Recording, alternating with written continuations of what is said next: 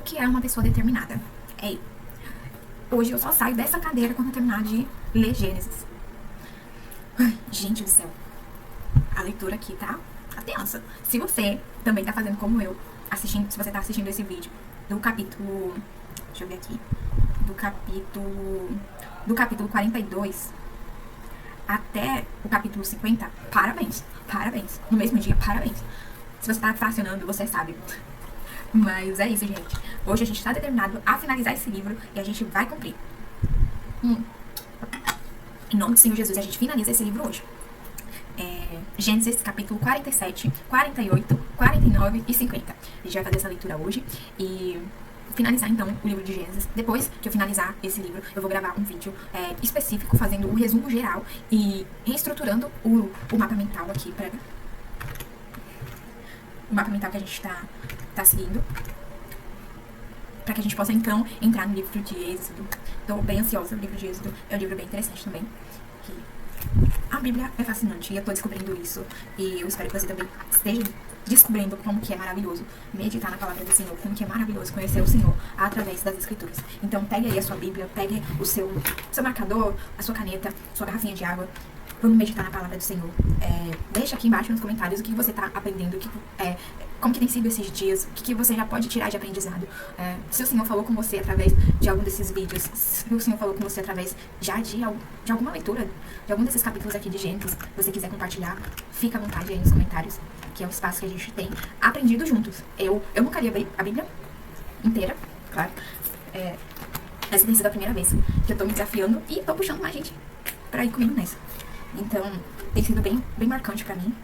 E registrar esses momentos incrível, porque eu espero algum tempo depois revisitar esses vídeos e ver como que o Senhor ele falou e como que foi o meu processo de aprendizado da Bíblia. A gente tá aprendendo juntos. Eu tô usando aqui essas ferramentas, tô mostrando pra vocês o que eu tô utilizando. E assim a gente vai construindo o aprendizado. Eu, até um mês atrás, nunca tinha parado pra refletir como que se estudava a Bíblia, como que se lia a Bíblia. E agora eu tô desenvolvendo as ferramentas, tô desenvolvendo a prática e o hábito. E é algo que eu quero levar pro resto da minha vida. Então é isso, vamos pra leitura. Mas antes, vamos fazer uma oração pedindo para que o Senhor conceda disciplina, crescimento, entendimento e sabedoria para nossas vidas. Nunca se esqueça que o Senhor, Ele tem pra nos dar sabedoria. Ele tem entendimento para nos conceder. E basta apenas a gente pedir. Lembre-se sempre, quando você for ler a Bíblia, lembre-se sempre de Tiago, capítulo 1, versículo 7, que diz que se você tem falta de sabedoria, peça a Deus que Ele vai te dar livremente e Ele não vai lançar no seu rosto. Então, sempre tenha isso em mente. Peça sabedoria a Ele, peça. Não tenha vergonha de pedir, não tenha vergonha de reconhecer a sua ignorância. Fala assim, olha, eu não sei, Senhor, tô com dificuldade aqui pra ler a Bíblia, eu não tô conseguindo entender muito. Me ajuda, Deus. Você se quebranta mesmo, não tem vergonha, faz uma oração sincera pra Ele e Ele vai te ajudar. Ele vai colocar pessoas no seu caminho, Ele vai te dar estratégias, Ele vai te dar ferramentas, Ele pode te conceder uma Bíblia com uma versão simplificada de leitura. Então, peça pra Ele e Ele vai te auxiliar, eu tenho certeza. E também convidar, é claro, o Espírito Santo pra vir nos acompanhar. Então, vamos lá. Senhor, meu Deus, Santo Pai, nós entramos novamente em Tua presença, Senhor. Quero te pedir, Senhor, que venha conceder sabedoria. Senhor, eu necessito de sabedoria pra ler, pra compreender aquilo que o Senhor quer falar comigo. Eu preciso de sabedoria pra ler, Senhor, interpretar, pra ler e entender aquilo que o Senhor tá falando, meu Pai. Quero te pedir que os meus olhos, eles venham ser abertos a partir da leitura da Tua palavra. Quero te pedir, Senhor, que o Senhor possa... que eu possa crescer a partir da Tua palavra e que, através dela, haja transformação na minha vida. Eu sempre peço também pra vida daqueles que estão assistindo esse vídeo, que eles possam ser tocados a partir da Tua palavra, que eles possam ser transformados a partir da tua palavra e que os olhos deles também venham ser abertos a partir da Tua palavra. Senhor, eu convido também o Espírito Santo neste momento para me participar, para me auxiliar, para me orientar, tirar todo o medo, tirar toda a ansiedade, que eu possa aprender da Tua palavra e crescer em Ti, Senhor. Senhor, eu te oro e te peço, em nome do Senhor Jesus. Amém. Amém. Gênesis, capítulo 47. José foi dar notícias ao faraó. O meu pai e os meus irmãos chegaram de Canaã, com as suas ovelhas, os seus bois e tudo que lhes pertence, e estão agora em Gozém. Depois, escolheu 5 dos seus irmãos e os apresentou ao faraó. O faraó lhes perguntou, em que vocês trabalham? Eles lhes responderam, os teus servos são pastores, como os nossos antepassados. Disseram-lhe ainda, viemos como estrangeiros para morar aqui por um tempo, porque a fome é rigorosa em Canaã. E os rebanhos dos seus servos não têm pastagem. Agora, por favor, permite que os teus servos se estabeleçam em Gozém. Então o faraó disse a José, o seu pai e os seus irmãos vieram a você, e a terra do Egito está à sua disposição. Faça que o seu pai e os seus irmãos habitem na melhor parte da terra. Deixem-o morar em Gozém. E se você vê que alguns deles são competentes, ponham-os como responsáveis pelo meu rebanho. Então José levou Jacó, o seu pai, ao faraó e o apresentou a ele. Jacó o abençoou. Faraó. E este lhe perguntou, quantos anos o senhor tem? Jacó respondeu ao faraó, são 130 anos da minha peregrinação. Foram poucos e difíceis, mas não se comparam com os anos da peregrinação dos meus antepassados. Então Jacó abençoou o faraó e saiu da sua presença. José instalou seu pai e seus irmãos e lhes deu propriedade na melhor parte das terras do Egito, na região de Ramessés, conforme a ordem do faraó. Providenciou também sustento para seu pai, para os seus irmãos e para toda a sua família, de acordo com o número de filhos de cada um. José e os anos de fome. Não havia alimento em toda a terra, pois a fome era rigorosa. Tanto o Egito como Canaã desfaleciam por causa da fome. José recolheu toda a prata que circulava no Egito e em Canaã, dada como pagamento pelos grãos que o povo comprava, e levou ao palácio de Faraó. Quando toda a prata do Egito e de Canaã se esgotou, todos os egípcios foram suplicar a José: dá-nos comida, não nos deixes morrer em tua presença, pois a nossa prata acabou. José lhes disse: tragam então os seus rebanhos, e em troca lhes darei alimento, uma vez que a prata de vocês acabou. Então trouxeram a José os seus rebanhos, e ele deu-lhes alimento em troca de cavalos, ovelhas, bois e jumentos. Durante todo aquele ano, ele os sustentou em troca de todos os seus rebanhos. O ano passou, e no ano seguinte voltaram a José, dizendo: não temos como esconder de ti, meu senhor, que uma vez que a nossa prata acabou, e os nossos rebanhos lhe pertencem, nada mais resta diante do meu senhor, a não ser os nossos próprios corpos e as nossas terras. Não deixes que morramos e que as nossas terras pereçam diante dos seus olhos. Compra-nos a compra das nossas terras, em troca de alimento, e nós, com as nossas terras, seremos escravos de Faraó. Dá-nos sementes para que sobrevivamos e não morramos de fome, a fim de que a terra não fique desolada. Assim José comprou todas as terras do Egito para Faraó. Todos os egípcios tiveram que vender os seus campos, de tão rigorosa que era a fome para eles. Então a terra tornou-se propriedade de Faraó. Quanto ao povo, José o reduziu à servidão, de uma à outra extremidade do Egito. Somente as terras dos sacerdotes não foram compradas, porque estes recebiam subsídios designados pelo faraó e se alimentavam do que recebiam dele. Por isso, não tiveram que vender as suas terras. Então José disse ao povo: ouçam, hoje comprei vocês e as suas terras para o faraó. Aqui estão as sementes, a fim de que cultivem a terra, mas vocês darão a quinta parte das suas colheitas ao faraó. Os outros 4/5 ficarão para vocês, como sementes para os campos e como alimento para vocês, para os que vivem nas suas casas e para dar de comer às suas crianças. Eles disseram: meu senhor, tu nos salvaste a vida, visto que nos favorecestes, seremos escravos do faraó. Assim, quanto à terra, José estabeleceu o seguinte estatuto no Egito, que permanece até hoje: 1/5 da produção pertence ao faraó. Somente as terras dos sacerdotes não se tornaram propriedade do faraó. O último desejo de Jacó. Os israelitas se estabeleceram no Egito, na região de Gozém. Lá adquiriram propriedades, foram férteis e multiplicaram-se muito. Jacó viveu 17 anos no Egito. E os anos da sua vida chegaram a 147. Quando estava perto de morrer, Israel chamou José, o seu filho, e lhe disse: se tenho o seu favor, põe a mão debaixo da minha coxa e prometa que agirá por amor fiel para comigo. Não me sepulte no Egito. Quando eu descansar com os meus pais, leve-me daqui do Egito e sepulte-me com eles. José respondeu: farei como o Senhor me pede. Jacó insistiu: jure-me. José lhe jurou, e Israel curvou-se para adorar, apoiado no seu bordão. Ou seja, curvou-se a cabeceira da sua cama. Gênesis capítulo 48. Algum tempo depois disseram a José: o seu pai está doente. Então ele foi vê-lo, levando consigo seus 2 filhos, Manassés e Efraim, e anunciaram a Jacó. O seu filho José veio vê-lo. Israel reuniu forças e sentou-se na cama. Então Jacó disse a José: o Deus Todo-Poderoso apareceu-me em luz, na terra de Canaã, e me abençoou, dizendo: eu o farei fértil e multiplicarei. Farei de você uma comunidade de povos. Deixa eu isso marcar. E darei essa terra por propriedade perpétua à sua descendência.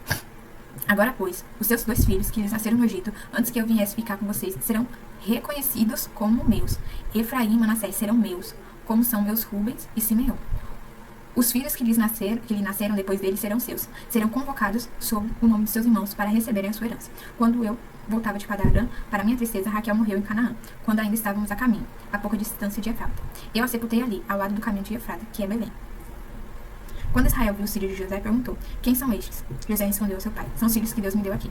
Então Israel disse: traga-nos daqui para que eu os abençoe. Os olhos de Israel já estavam enfraquecidos por causa da idade avançada, e ele mal podia enxergar. Por isso José levou seus filhos para perto dele, e o seu pai os beijou e os abençoou. Israel disse a José: nunca pensei que veria a sua face novamente, e agora Deus me concede ver também os seus filhos. Em seguida José os tirou dos joelhos de Israel e curvou-se com o rosto em terra. Depois José tomou os 2, Efraim à sua direita, perto da mão esquerda de Israel, e Manassés à sua esquerda, perto da mão direita de Israel, e os aproximou dele. Israel, porém, estendeu a mão direita e a pôs sobre a cabeça de Efraim, embora este fosse mais novo, e cruzando os braços, pôs a mão esquerda sobre a cabeça de Manassés, embora Manassés fosse primogênito. Então abençoou José, dizendo: que o Deus em cuja presença andaram os meus pais, Abraão e Isaque, o Deus que tem sido o meu pastor em toda a minha vida, até o dia de hoje, o anjo que me redimiu de todo mal, abençoe estes meninos, que por meio deles sejam lembrados do teu nome, e o nome dos meus pais, Abraão e Isaque, e que eles cresçam como uma multidão na terra. Quando José viu seu pai colocar a mão direita sobre a cabeça de Efraim, não gostou, por isso pegou a mão do pai, a fim de mudá-la da cabeça de Efraim para Manassés. Era questão de primogenitura. Ele disse: não, meu pai, este aqui é o primogênito. Põe a mão direita na cabeça dele.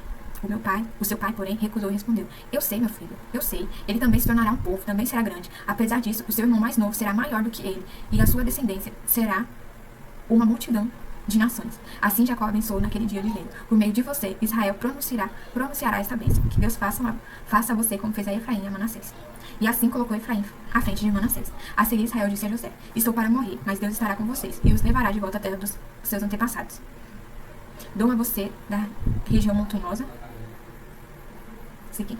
que tomei dos amorreus com a minha espada e com o meu arco uma parte a mais do que aos seus irmãos. Gênesis 49. Jacó abençoou seus filhos. Então Jacó chamou seus filhos e disse: ajuntem-se para que eu lhes diga o que lhes acontecerá nos dias que virão. Reúnam-se para ouvir, filhos de Jacó. Ouçam o que diz Israel, seu pai. Ruben, você é o meu primogênito, a minha força, o primeiro fruto do meu vigor, superior em honra, superior em poder, impetuoso como as águas, já não será superior, porque você subiu a cama de seu pai ao meu leito e o profanou. Simeão e Levi são irmãos. As suas espadas são armas de violência.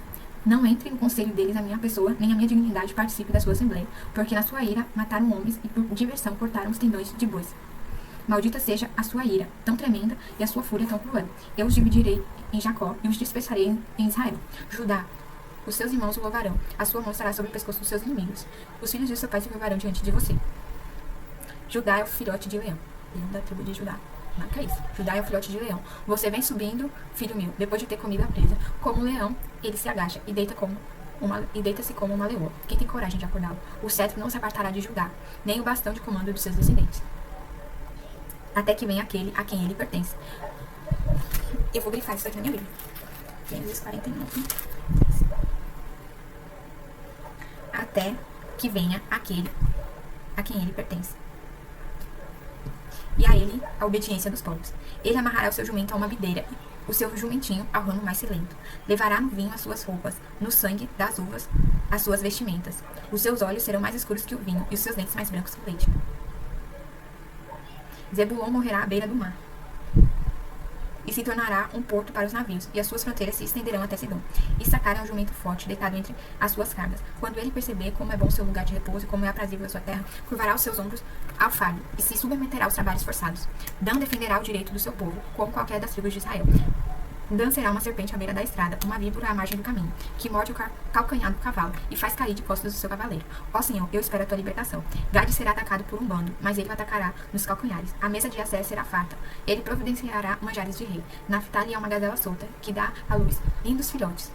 José é uma árvore frutífera à beira da fonte, cujos galhos passam por cima do muro. Com rancor, arqueiros o atacaram, atirando-lhe flechas com hostilidade. O seu arco, porém, permaneceu firme, e os seus braços continuaram fortes, ágeis para atirar, pela mão do poderoso de Jacó, pelo nome do pastor na rocha de Israel, pelo Deus do seu pai, que ajuda você, o Todo-Poderoso, que o abençoa com bênçãos dos altos céus, bênçãos das profundezas, bênçãos dos seios do seu ventre e do vento. As bênçãos do seu pai são superiores às bênçãos dos montes antigos, às delícias das colinas eternas, e todas as bênçãos repousem sobre a cabeça de José, sobre a fonte do príncipe entre os seus irmãos. Benjamim é um lobo que despedaça, pela manhã devora a presa e à tarde divide o despojo. São estas as 12 tribos de Israel, e foi isto que o seu pai lhe disse, ao abençoá-los, dando a cada uma a bênção que lhe pertencia. A morte de Jacó. A seguir, Jacó deu-lhes as instruções: estou para ser unido ao meu povo. Sepultem-me junto aos meus pais na caverna do campo de Efron, o Hitita, e a caverna do campo de Maquipela, perto de Mamoré, em Canaã. Campo este que Abraão comprou de Efron, o Hitita, como propriedade para servir de sepultura. Ali foram sepultados Abraão e a sua esposa Sara, e Isaque e a sua esposa Rebeca. Ali também sepultei. Tanto o campo como a caverna que nele está foram comprados dos hititas. Ao acabar de dar essas instruções aos seus filhos, Jacó deitou-se, expirou e foi reunido ao seu povo. Gênesis capítulo 50. José atirou-se sobre o seu pai, chorou sobre ele e o beijou. Em seguida, deu ordem aos médicos que estavam ao seu serviço, que embalsamassem o seu pai, e os médicos embalsamaram Israel. Levaram 40 dias completos, pois este era o tempo para o embalsamento. Os egípcios choraram a sua morte durante 70 dias. Passando os dias de luto, José disse à corte de Faraó: se posso contar com o favor de vocês, falem com Faraó por mim. Digam-lhe que o meu pai faz-me prestar-lhe o seguinte juramento: estou à beira da morte, sepulte-me no túmulo que preparei para mim na terra de Canaã. Agora, pois, peço-lhes que permita partir e sepultar o meu pai. Logo depois voltarei. O faraó respondeu: vá e faça o sepultamento do seu pai, como este fez jurar. Então José partiu para sepultar o seu pai. Com ele foram todos os oficiais do faraó, as autoridades da sua corte e todas as autoridades do Egito. Além deles, todos da família de José, os seus irmãos e todos da casa de seu pai, somente as suas crianças, as suas ovelhas e os seus bois foram deixados em Gozém. Carruagens e cavaleiros também os acompanharam. A comitiva era imensa. Chegaram à eira de Atade, no outro lado do Jordão. Lamentaram em alta voz, com grande amargura. E ali José guardou 7 dias de pranto pela morte de seu pai. Quando os cananeus que lá habitavam viram aquele pranto na eira de Atade, disseram: os egípcios estão celebrando uma cerimônia de luto solene. Por essa razão, aquele lugar, do outro lado do Jordão, foi chamado de Abel Mizraim. Assim fizeram os filhos de Jacó o que estes lhe tinham ordenado. Levaram-no à terra de Canaã e o sepultaram na caverna do campo de Maquipel, perto de Moré. Campo este que Abraão tinha comprado de Efron, o Hitita, para que eles servissem de propriedade para a sepultura. Depois de sepultar o seu pai, José voltou ao Egito com seus irmãos e com os demais que tinham acompanhado. Vendo os irmãos de José o que o pai deles havia morrido, disseram: se José guardou rancor contra nós, certamente retribuirá todo o mal que lhe causamos. Então mandaram um recado a José, dizendo: antes de morrer, o teu pai nos ordenou que te disséssemos o seguinte: peço-lhe que perdoe o crime e o pecado de seus irmãos, que os trataram com tanta maldade. Agora, pois, perdoa o crime dos servos do seu pai. Quando ouviu que lhe falaram, José chorou. Depois vieram seus irmãos, prostraram-se diante dele e disseram: aqui estamos, somos os teus escravos. José, porém, lhe disse: não tenham medo. Estaria eu no lugar de Deus? Vocês planejaram mal contra mim, mas Deus o planejou para o bem, para que a vida de um numeroso povo fosse salvo hoje.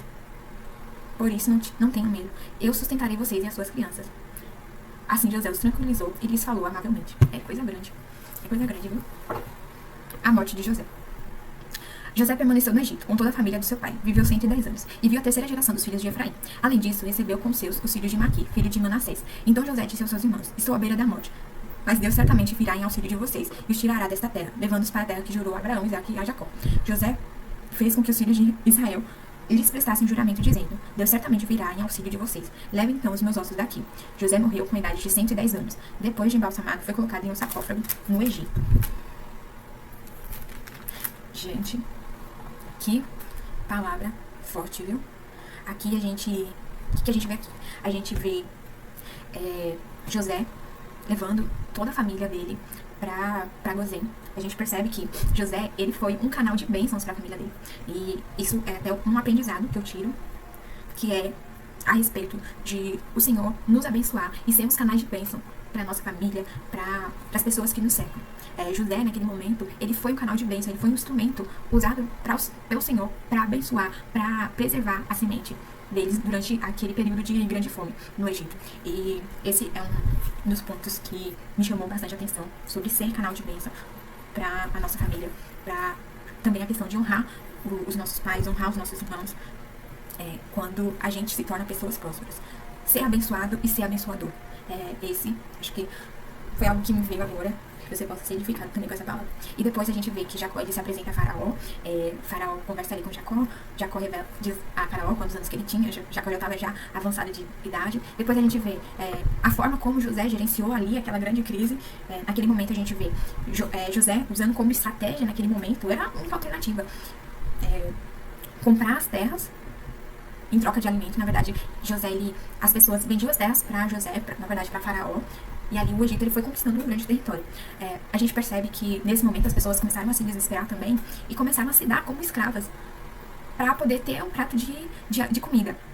E ali a gente vê como que o Egito ele é bem famoso por essa questão da escravidão, e a gente vê ali o início de tudo, como que as coisas elas foram suscitando. E é bem interessante a gente atribuir uma figura ali, atribuir a figura de José como a pessoa que estava à frente daquilo gerenciando. José, o Senhor lhe deu a capacidade, o Senhor deu sabedoria, deu entendimento para que José ele administrasse aquilo. Então José ele foi tomando algumas medidas para prosperar o Egito, claro, mas também para ajudar, para preservar as pessoas daquele lugar. E depois a gente vê Jacó já de idade, Jacó prestes a morrer, e ele chama os seus filhos e começa a profetizar, a liberar bênçãos sobre a vida dos seus filhos. A gente vê que cada filho, ele que cada filho vai constituir uma tribo. E esse é um dos pontos que eu quero me aprofundar mais. Eu vou anotar aqui para eu estudar mais um pouquinho, para eu pesquisar, que é a questão das divisões das tribos e como que elas foram se sucedendo. A gente vê ali Judá, eu até marquei aqui, porque sobre Judá, tem algo profético, que tá um pouco ali relacionado, não vou dar muito spoiler, mas a gente vê que de Judá vem ali uma figura muito importante, leão da tribo de Judá. E fala ali, e ele amarrará o seu jumentinho. Enfim, são pontos assim que Jacó foi profetizando sobre a vida dos seus filhos. Olha, você vai crescer, você vai prosperar, você ali no caso de Rubens, ele não teria tanta prosperidade, porque, não sei se vocês ainda estão lembrados, que ele teve, ele ficou com uma das concubinas de seu pai. Então isso profanou a linhagem dele, né? Isso foi algo desrespeitoso, era algo que não se podia fazer. E Rubens, ele ficou com uma das concubinas de seu pai, que ó, não será superior, porque você subiu a cama de seu pai, no meu leito e o profanou.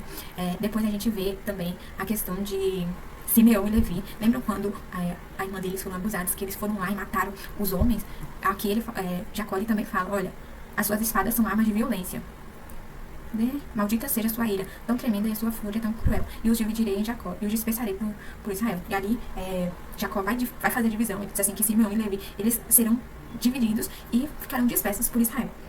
E ali a gente vê Israel, na verdade, Israel como uma grande nação se formando, se instituindo. E a gente vê a origem de tudo aqui no livro de Gênesis.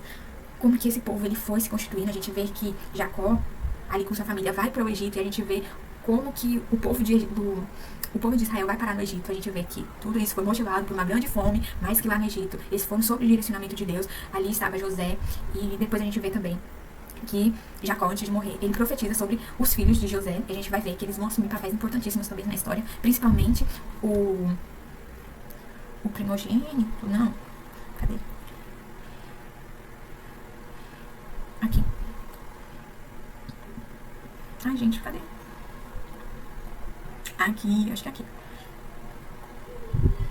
Não, meu pai, este aqui é o primogênito. Põe a mão direita sobre a cabeça dele. No caso, ele não libera as bênçãos sobre o primogênito. E era, naquele tempo, costumeiro se dar, abençoar o primogênito. E Jacó abençoou o outro filho. A gente vê, né? A gente vê ali, não sei se vocês lembram ali, a história de Jacó. Quem era Jacó? Lembra que ele era gêmeo, né? Com seu irmão. E ele rouba ali a primogenitura. Cadê? Esaú e Jacó. A gente vê que Jacó, ele rouba a primogenitura do seu irmão. E depois... Eu vou pesquisar para entender mais porque que ele abençoou o outro filho. Porque que ele abençoou Manassés ao invés de Efraim. Pra gente entender melhor essa história. E depois que eu entender essas coisas, eu posso explicar aqui um pouquinho mais quando for fazer o resumão do livro de Gênesis. E bem, gente, assim a gente encerra esse livro maravilhoso. Outro ponto aqui. Vou mencionar. Foi aqui. José, antes de morrer, expressa sua confiança de que Deus levará os filhos de Israel de volta à terra prometida. E a gente vê que Jacó ele falece, ele pede para que o corpo dele seja sepultado na terra que Deus deu a Abraão e a Isaac.